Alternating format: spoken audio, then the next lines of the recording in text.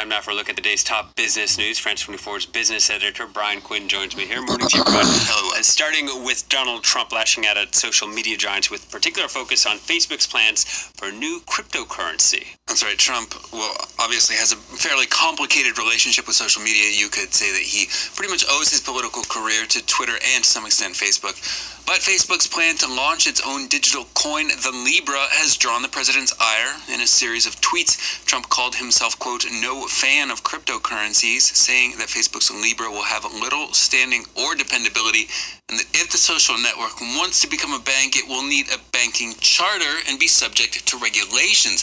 At a so-called social media summit at the White House Thursday, Trump told a gathering of friendly right-wing internet personalities he considers big tech to be biased against conservatives and that he plans to do something about that. Here he is. My administration to explore all regulatory and legislative solutions to protect free speech and the free speech rights of all Americans. Big tech must not censor the voices of the American people. While Trump may have his issues with American big tech, that isn't stopping his administration from sticking up for the industry on the international scene. France's new digital tax plan was approved last night by the French Senate. It will levy a 3% tax on the French sales of any tech company with global revenues of more than 750 million euros and French revenues of at least 25 million. Washington says the measure unfairly targets American firms. Its nickname, after all, is the GAFA tax, after Google, Apple, Facebook, and Amazon, all American companies. The Office of the U.S. Trade Representative has launched what's called a Section 301 investigation into the tax. Chief White House Economic Advisor Larry Kudlow says that could result in retaliatory tariffs on French goods. France is an ally, and we do a lot of work with them, and God bless them. But I'm just saying, Ambassador Lighthizer yesterday put out a statement that if that digital tax is in fact imposed on American companies, and we are the bulk of it, we will be looking into it with a 301 investigation. Not pulling the trigger, but we will be exploring it. Not pulling the trigger just yet. Well, it's time now for a check-in on the markets. Asian indexes mostly on the rise in Friday trade, despite renewed concerns over Singapore's economy, as GDP there fell 3.4% in the second quarter. Investors, though, cheered on by record closes for the Dow and the S&P 500 on Wall Street Thursday. Nikkei in Tokyo showing some minor gains. Hong Kong's Hang Seng up around 1/3%. The Shanghai Composite up around 0.7%. The Kospi in Seoul gaining 0.3% as Korean tech giants Samsung and SK Hynix appear to be weathering a trade spat with Japan without too much damage so far.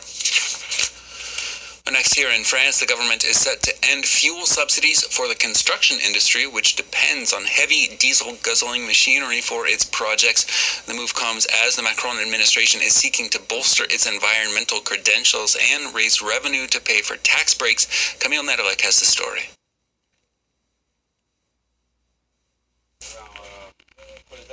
French builders are set to see their fuel bill go up. The boss of this small company of just 3 workmen is worried. Their digger consumes 200 litres a day. The cost of running it is going to double. We're at about 0.86 cents per litre, and it's going to go up to 1.43 per litre when this subsidy is cancelled. We'll be paying the same as road fuel.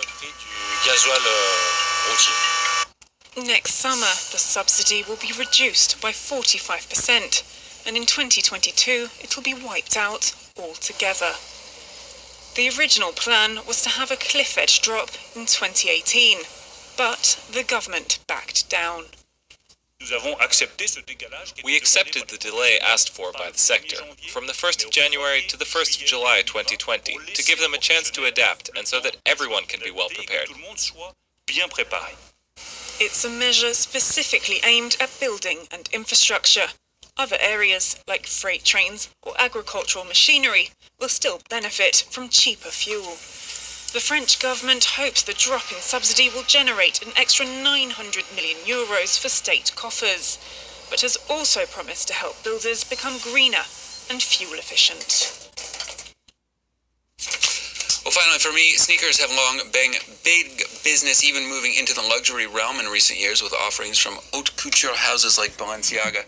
Sneakerhead's now taking over the auction house. Sotheby's is partnering with streetwear marketplace Stadium Goods for an auction of the world's 100 rarest pairs, from early handmade prototypes of Nike's first track shoe right there, expected to bring in up to $160,000, to motorized, self-lacing high tops inspired by Marty McFly's kicks in Back to the Future 2, those expected to bring in $50,000 to $70,000. Sotheby's says the shoes originally intended for the playground and the sporting field have become high art.